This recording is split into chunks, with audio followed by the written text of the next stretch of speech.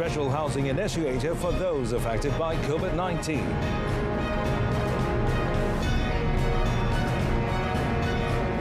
MOH developing guidelines on COVID-19 third doses and booster shots.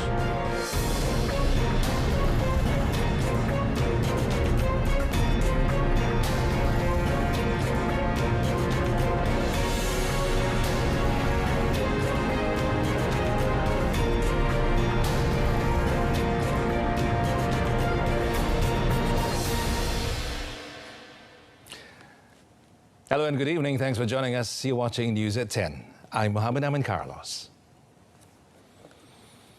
Well, the government will focus on efforts to restore the well-being of the people by improving the purchasing power of consumers and reaffirming the private sector as an important driving force for economic development.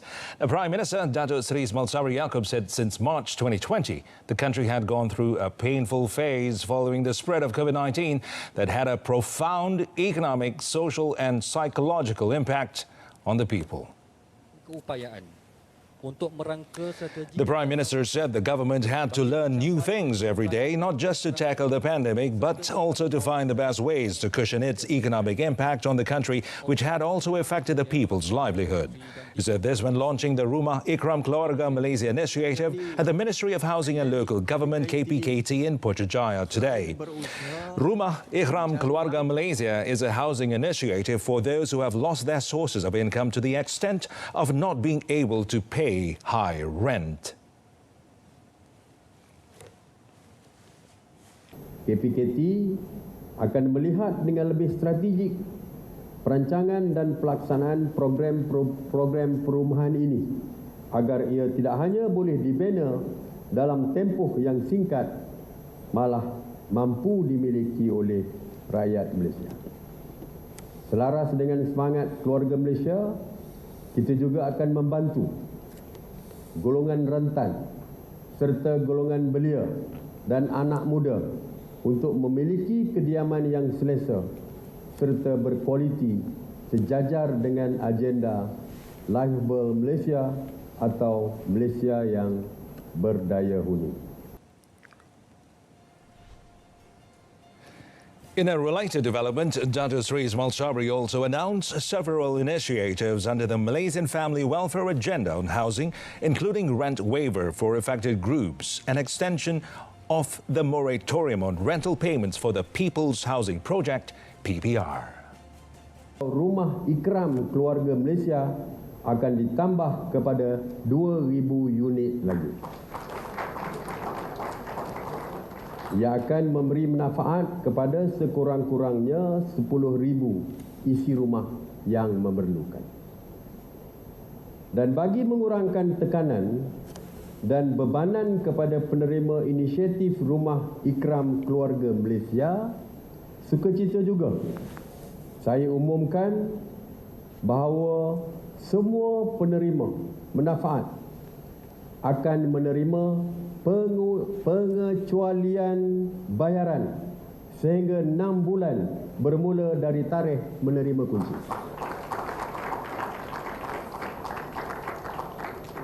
Pengecualian bayaran sewa ini akan ditanggung oleh kerajaan yang melibatkan peruntukan kira-kira 3 juta ringgit. The Premier also announced that the program on moratorium on rental payments for existing PPR occupants under the supervision and management of the Housing and Local Government Ministry, KPKT, will be extended until the end of 2022. This would benefit about 10,000 households or 50,000 occupants of PPR, involving a financial implication of 18.84 million ringgit for the government. Rumah Ikram Keluarga Malaysia is being made available in PPR areas in Kuala Lumpur, Selangor, Kedah, Kelantan and Johor at a minimum monthly rent of 124 ringgit for a maximum 2 year, empowering the people and the economy, known as Pemerkasa Plus. Well, the minister said to be eligible, the express bus driver must be a Malaysian citizen, registered as an employee with an express bus company and still contributing to the Social Security Organisation, SOCSO. Well, those who have already received the special assistance for school bus, tour bus, taxis or e-hailing drivers are no longer eligible, as as the aid is specially for express bus drivers. Well, it said only express bus companies or operators with valid licenses or permits from the Land Public Transport Agency, APAD, or the Sabah and Sarawak Commercial Vehicle Licensing Board, CVLB, were eligible to apply for the assistance. The aid will be distributed as soon as the funds reach the Transport Ministry and the relevant implementing agencies. Well, the Health Ministry is currently developing guidelines on third doses and booster shots for COVID-19 vaccines, which will be tabled in the next COVID-19 Vaccine Supply Access Guarantee Special Committee JKJAV meeting. And Health Minister Khairi Jamaluddin explained that there is a distinction between a booster shot and the third dose of COVID-19 vaccine. Dos ketiga diberikan kepada mereka yang mana respon sistem imun mereka terhadap dua dos tidak mencukupi dan memerlukan dos yang ketiga untuk respon sistem imun yang optimum terhadap ataupun untuk melawan COVID-19. Dos penggalak adalah bagi mereka yang mana dua dos sudah cukup dari segi respons imun, tetapi dalam beberapa bulan respons imun itu sudah mula turun dan dos penggalak itu telah akan diberi sebagai perangsang kepada sistem imun supaya ia lebih berkesan terhadap COVID-19. He said the ministry received Pfizer's dossier on third and booster doses, which he hoped the National Pharmaceutical Regulatory Agency would approve as soon as possible. Meanwhile, the Health Ministry is shortening the interval between doses of the AstraZeneca COVID-19 vaccine from 9 weeks to 6 weeks, effective 1st October. Khairi said this is to make it easier for those who are given the AstraZeneca vaccine to complete that dosage. Ini adalah untuk memudahkan dan memberi kemudahan kepada mereka yang telah mendapat dos pertama vaksin AstraZeneca. Kita akan memendekkan jarak masa antara dos pertama dan kedua bagi vaksin AstraZeneca daripada 9 minggu kepada 6 minggu. Dan mereka boleh menerima dos yang kedua selepas 6 minggu. Well, here's an update. Well, a total of 19.157 million individuals, or 81.8% of the adult population in the country, have been fully vaccinated against COVID-19 as of yesterday. Well, based on the Health Ministry's data on COVID now, 93.3%, or 21.848 million individuals of the adult population have received at least one dose of the vaccine.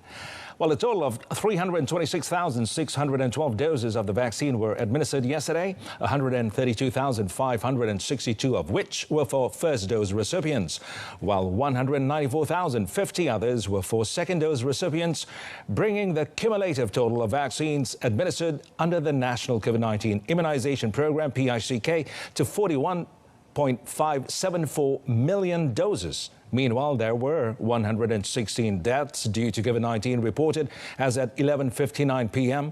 on 23rd September, which brings the death toll to 24,681. And of the 116 deaths, 92 were actual death cases recorded over the past 24 hours, while the rest were backlogged death cases. And a total of 29 deaths that were reported yesterday were brought-in dead cases.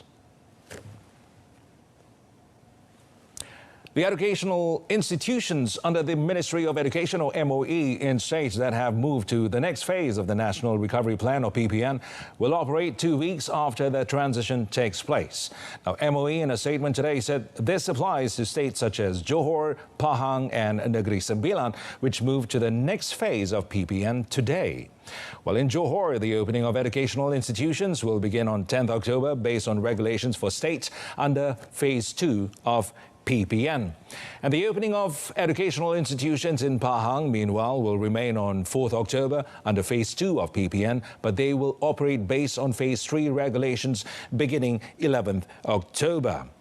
Educational institutions in Negeri Sembilan will also resume operations on 4th October based on regulations for states under Phase 3 of PPN before the change to Phase 4 regulations from 18 October. Meanwhile, the statement said the National Security Council had allowed Form 6 Semester 2 students and IGCSE O-level students in states that are still under Phase 1 of PPN to attend schools without rotation.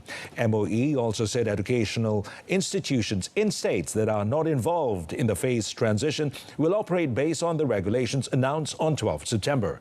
The ruling also applies to all educational institutions that are not registered with the MOE, including those under state governments. Well, the move by Tokyo Stock Exchange listed Tayo Yuden Company Limited's subsidiary Tayo Yuden Sarawak Sendirian Berhad to expand its multi-layer ceramic capacitors manufacturing facility in Kuching, Sarawak, is a testament to Malaysia being a preferred hub for global manufacturers. While Senior International Trade and Industry Minister Dr. Terima said Tayo Yuden's decision to inject 680 million ringgit capital investment for its new facility, which will generate about 2,000 high-skilled jobs, speaks volumes for foreign investors' confidence in Malaysia's business ecosystem. Well, in a statement, he said the major investment bodes well for National Investment Aspirations, or NIA, which aims to ensure that Malaysia stays at the forefront as a global hub for quality investments. Well, this can be realized through increasing economic diversity, creating high-skilled jobs and addressing economic imbalances in line with the National Shared Prosperity Vision commitment, which would enable Malaysia to become a country that achieves sustainable, fair, equitable and inclusive economic growth. Since 1980, Japan has been the largest foreign investor in terms of implemented projects in Malaysia, with total investments of 91.4 billion ringgit. Well, the Public Works Department, JKR, has opened a diversion road at the site of the road collapse incident on the stretch along Federal Route FT185 at section 43.95 Jalan Simpang Pulai, Blue Valley from today. However, according to the department, the route is only open to light vehicles that do not exceed 5 tons. Well, in a statement, JKR said heavy vehicles were used to use the alternative route at FT96 Jalan Tapak Cameron Highlands until further notice. Well, road users were reminded to always be cautious and follow the guidelines when passing through the road to avoid any untoward incidents. Meanwhile, JKR is actively implementing landslide control and repair works in the hilly landslide area to ensure the safety and comfort of road users. On 18 September, a road collapse incident occurred at about 5:45 p.m. near the Simpang Pulai R&R area. While cracks measuring 30 meters long were detected following continuous rain, and this had resulted in weak and unstable soil structures. Well, water supply in 6 areas in Shah Alam, Selangor, were affected by the unscheduled water supply disruption due to a burst pipe incident at Persiaran Perusahaan in Section 23 has been distributed in stages from 6:15 a.m. today. Pengurusan Air Selangor Sendirian Berhad, or Air Selangor Corporate Communications Head Alina Basri, in a statement said repair work on the burst pipe was completed at 6 a.m. today. Well, however, Alina said the duration of the water supply recovery in the affected areas would vary depending on the distance of the location of the consumer's premises. Now, the areas affected by the unscheduled water supply disruption that began at 10 p.m. yesterday were Section 18, 19, 20, 23, 24 and also Section 25. Well, consumers may refer to all of Air Selangor's official communication channels, namely the Air Selangor application, Facebook, Instagram, Twitter, or contact the Air Selangor Contact Center, while inquiries and complaints can also be submitted to the Help Center, Air Selangor's website and their application. Coming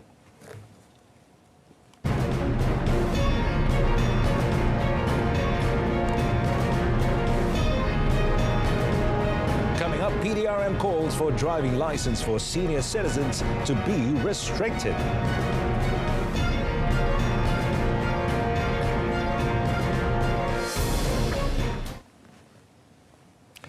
Well, the government is looking into emulating Perlis in banning transgender individuals from entering mosques in the federal territories. And Deputy Minister in the Prime Minister's Department for Religious Affairs, Dr. Ahmad Marzul Shari, said the action of the religious authorities in Perlis was appropriate to maintain the sanctity of the mosques and avoid confusion among the community. Kalau orang lelaki yang berpakaian wanita masuk di sebelah muslimat, itu sudah mengganggu privasi kumpulan wanita yang ada di masjid kerana mereka buka tudung, mereka pakai telekong. Itu satu tindakan yang insya-Allah akan kita teliti untuk kita laksanakan di peringkat wilayah persekutuan. Saya bercakap dalam konteks wilayah persekutuan, itu bidang kuasa kita. Adapun negeri-negeri itu terpulang kepada pihak berkuasa agama negeri masing-masing. However, Dato' Ahmad Marzuk said so far the department had not received any information or reports regarding the intrusion of transgender individuals in mosques. The Perlis Fatwa Committee has declared that men who appear like women, such as cross-dressers or transgender individuals, are forbidden from entering mosques, while not in gender-conforming appearances because they would disturb the worship environment of mosques. The decision was made during the committee's meeting on 23rd and 24th June and posted on the Perlis Mufti Department website. The Royal Malaysia Police, PDRM, has proposed that the government limit the issuance of motor vehicle licenses to senior citizens. Now, Bukit Aman Traffic Investigation and Enforcement Department Director, Dato' Azizman Al-Asaid, said this is because the health condition of senior citizens could be a factor that contributed to road accidents.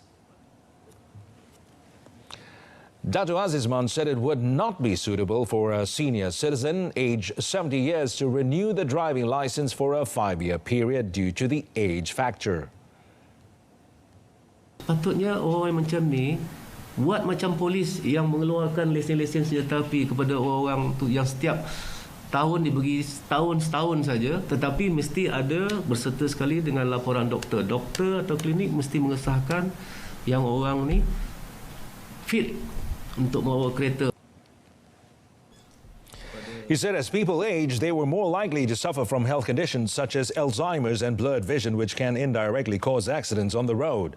Meanwhile, Dato' Azizman said motorcycle accidents were still the major contributor to traffic fatalities in the country at 70% or 2,075 deaths from January to August this year. Well, a total of 853 illegal money lenders have been detained nationwide so far this year, with more than 2.9 million ringgit worth of loans on their books.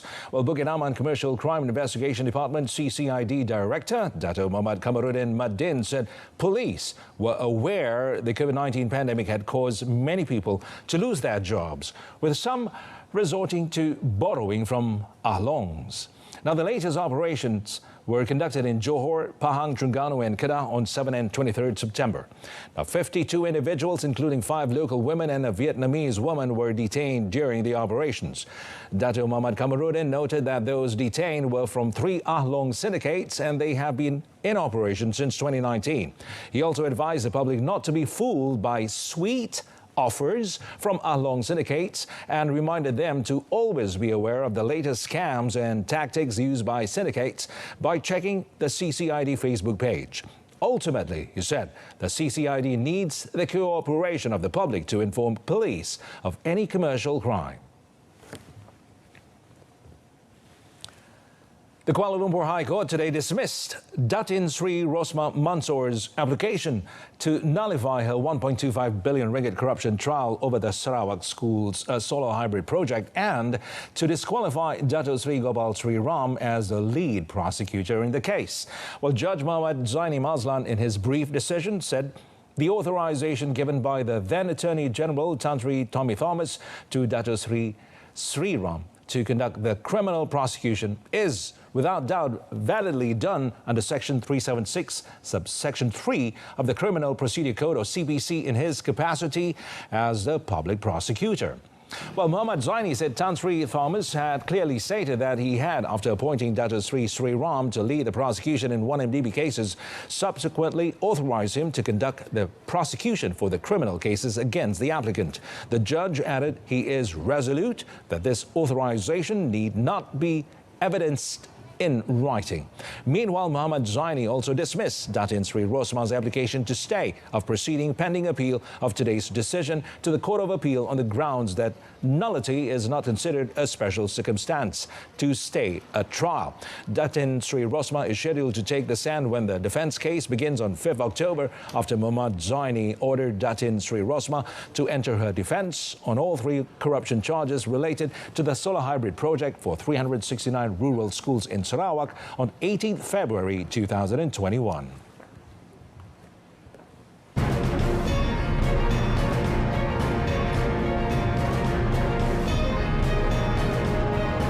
Coming up in sports, Black Panthers all set for Malaysia Cup clash against Sarawak.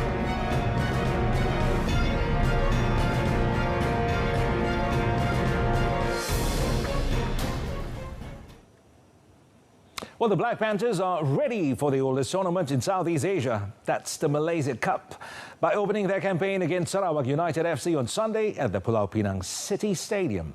Well, Penang FC head coach Thomas Trecha admitted that his team was under pressure after clinching 3rd place in the Super League 2021, but he considered it as a positive one. Commenting further, Trecha said he did not have a fixed list of players who will be the first 11 and reserves because it depends on their performance and hard work during training and friendly matches. He also did not set a specific target for this year's Malaysia Cup competition, but instead wanted to focus on each match. Trecha said the main challenge of being the head coach was to ensure that all players were always motivated. He also expressed his gratitude to Johor Darul Takzim Football Club owner Tengku Ismail Sultan Ibrahim for listing Penang FC as among the teams that had shown the best performance throughout the Super League this season. Penang FC are drawn in Group A alongside Sarawak United FC, Kuala Lumpur City FC and Sri Pahang FC. Back in 2019, the Black Panthers Malaysia Cup campaign ended in group stage. Premier League Golden Boot joint winner Jordan Minta has dedicated the success to his Terengganu FC 2 teammates, saying he could not have done it without their support. The imported Ghanaian striker today thanked them for their camaraderie, especially since he himself had to battle injuries throughout the season. But Minta, who scored 16 goals in 10 matches, shared the Golden Boot award with Johor Darul Takzim 2 imported striker Fernando Rodriguez. Well, Minta, the top scorer of the 2019 Philippine League, lamented the fact that injuries had prevented him from making more appearances this season. However, he is glad to have helped the Turtles to finish 3rd in the league behind Negeri Sembilan FC and Sarawak United. Minta is now training with parent team Terengganu FC in preparation for the Malaysia Cup, which kicks off on Sunday. Well, he said if given a chance to be part of the TFC squad, he would be happy to play and help the team. Play as a team, have a high-performance attitude, and forge a winning mentality. Now, these are the 3 aspects national hockey team manager Dato' Mirnawan Nawawi hopes to see the Speedy Tigers achieve in that 10-match tour of the United Kingdom series from 26 September until 16 October, including 2 games against Ireland on 5th and 6th October in Belfast. In trying to build the culture of playing as a team, he said it was to get the players to put the team ahead of any individual. Meanwhile, Dato' Mirnawan said the national players who arrived at the Beshamabi National Sports Centre on Sunday managed to adapt to the climate and time differences, as well as being comfortable with the halal and healthy food provided. Well, he said although they were still undergoing the 5-day quarantine, the players were allowed to train after all of them tested negative for COVID-19 on the 2nd day. Well, according to him, the Speedy Tigers will continue to train in Bishop Abbey until they complete all 4 friendlies against club sides Old Georgians, Surbiton HC, Hampstead and Westminster HC, and Bison HC. Kita akan melalui 4 perlawanan menentang pasukan klub-klub di England ini sebelum kita berlepas ke Belfast untuk bermain 2 perlawanan test match menentang pasukan Ireland, diikuti oleh 2 perlawanan dengan pasukan Wales dan juga pasukan Perancis.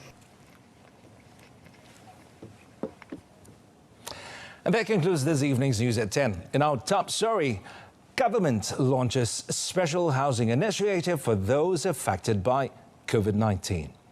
Join us again at 12:30 tomorrow afternoon.